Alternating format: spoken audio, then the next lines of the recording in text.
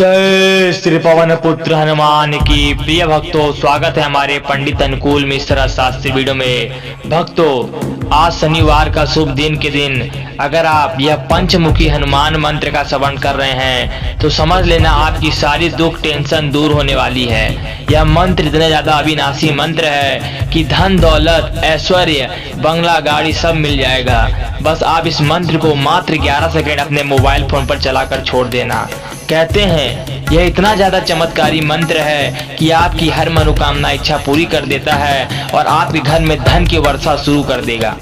यह मंत्र को हल्के में भूल कर भी मत लेना, क्योंकि इतना ज्यादा चमत्कारी मंत्र है कि बस एक बार इस मंत्र का श्रवण किया तो पैसा ही पैसा बरसेगा।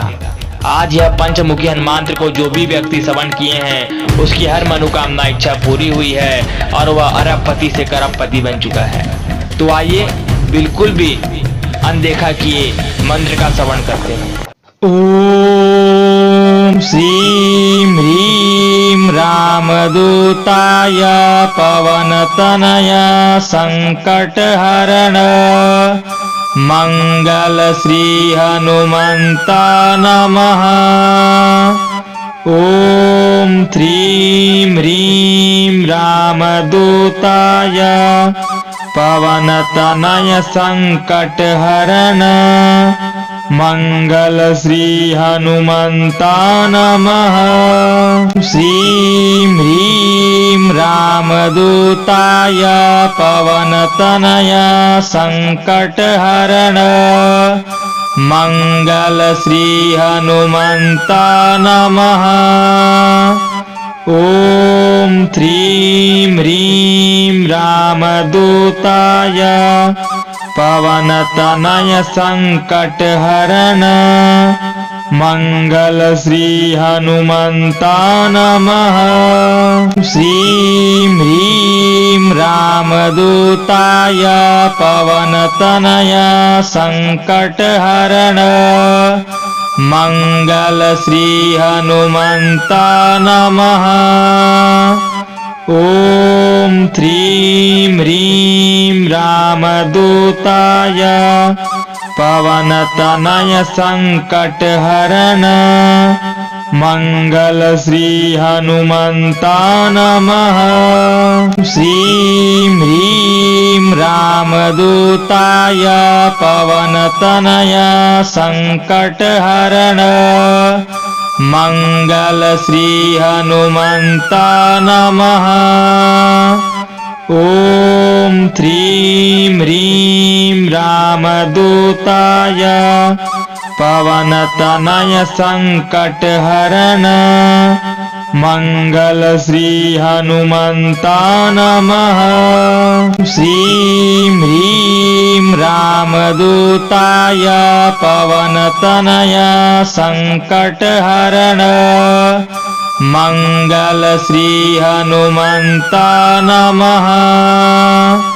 ओम ह्रीं ह्रीं रामदूताय पवनतनय संकटहरण मंगल श्री हनुमंता नमः। श्रीं ह्रीं रामदूताय पवनतनय संकटहरण मंगल श्री हनुमंता नमः। ओम ह्रीं ह्रीं रामदूताय पवनतनय संकटहरण मंगल श्री हनुमंता नमः। श्रीं ह्रीं रामदूताय पवनतनय संकटहरण मंगल श्री हनुमंता नमः। ओम ह्रीं ह्रीं रामदूताय पवनतनय संकटहरण मंगल श्री हनुमंता नमः। श्रीं ह्रीं रामदूताय पवनतनय संकटहरण मंगल श्री हनुमंता नमः। ओम ह्रीं ह्रीं रामदूताय पवनतनय संकटहरण मंगल श्री हनुमंता नमः। श्रीं ह्रीं रामदूताय पवनतनय संकटहरण मंगल श्री हनुमंता नमः।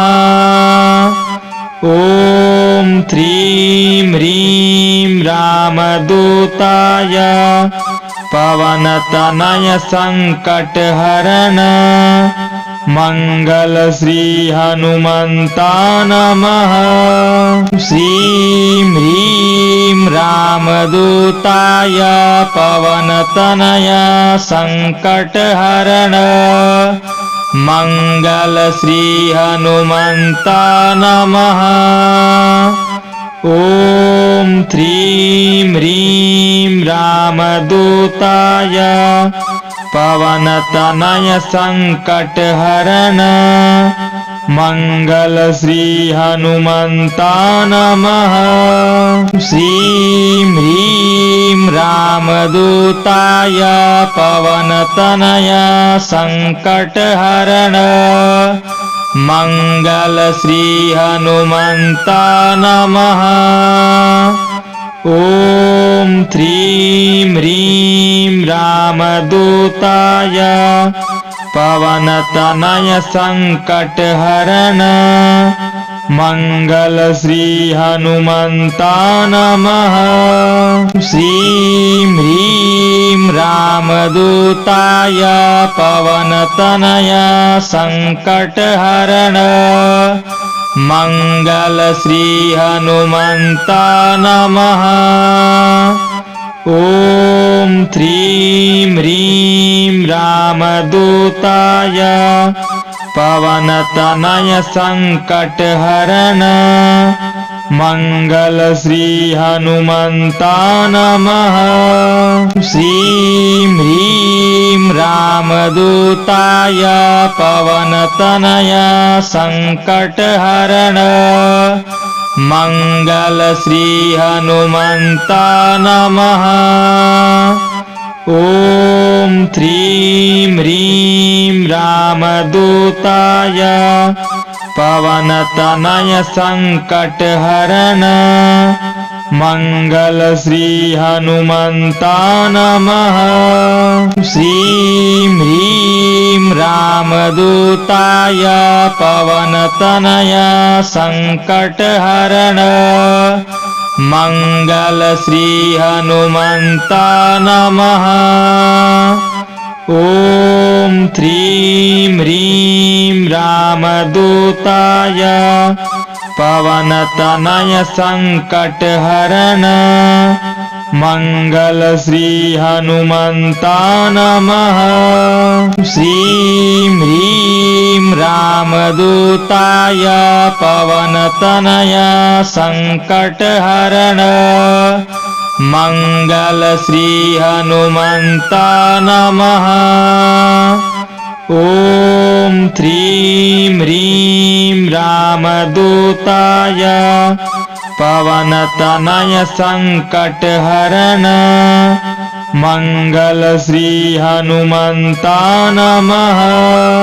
श्रीं ह्रीं रामदूताय पवनतनय संकटहरण मंगल श्री हनुमंता नमः।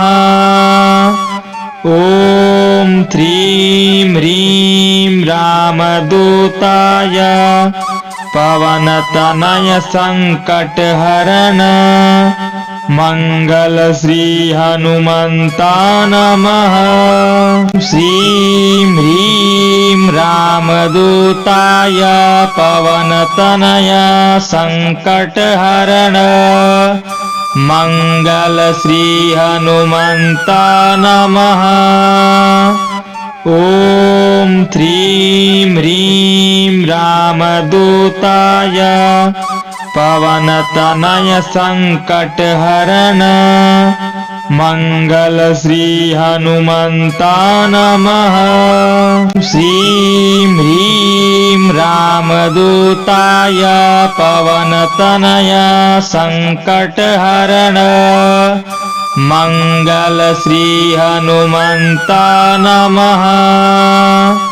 ओम ह्रीं ह्रीं रामदूताय पवनतनय संकटहरण मंगल श्री हनुमंता नमः। अगर वीडियो अच्छी लगी तो वीडियो को लाइक कमेंट शेयर सब्सक्राइब जरूर कर ले और बेल आइकन दबा दे और हमारे चैनल को सपोर्ट करें।